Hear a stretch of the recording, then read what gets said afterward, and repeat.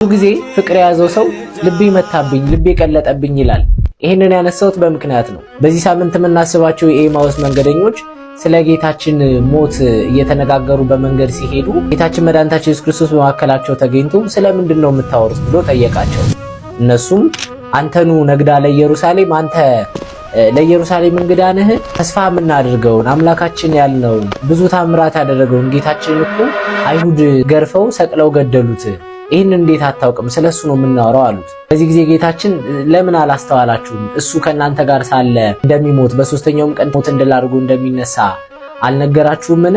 የሰው ልጅ ይሞት ዘንድ ይሰቀል ዘንድ አለው፣ እንደገና ደግሞ ሞትን ድል አድርጎ ይነሳል ብሎ ነግሯቸው አልነበረም? እያለ እየገሰጻቸው እየመክራቸው ያስተምራቸው ጀመረ። በዚህ ጊዜ ልባቸው ይመታባቸው፣ ልባቸው ይቃጠልባቸው ነበር።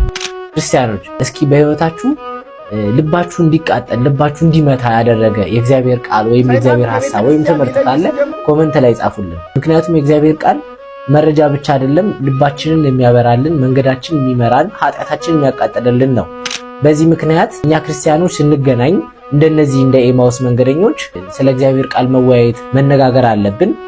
መጽሐፍ ቅዱስን ደግሞ በምንችለው መጠን ቢያንስ በቀን አንድ ምዕራፍ ማንበብ አለብን። ያኔ ልክ እንደነዚህ እንደ ኤማውስ መንገደኞች አብሮን ይሄዳል። እግዚአብሔር አምላካችን እንደ ኤማውስ መንገደኞች እስከ ሕይወታችን መዳረሻ ድረስ አብሮን እንዲጓዝ መጨረሻችን እንዲያሳምርልን ቅዱስ ፍቃድ ይሁንልን።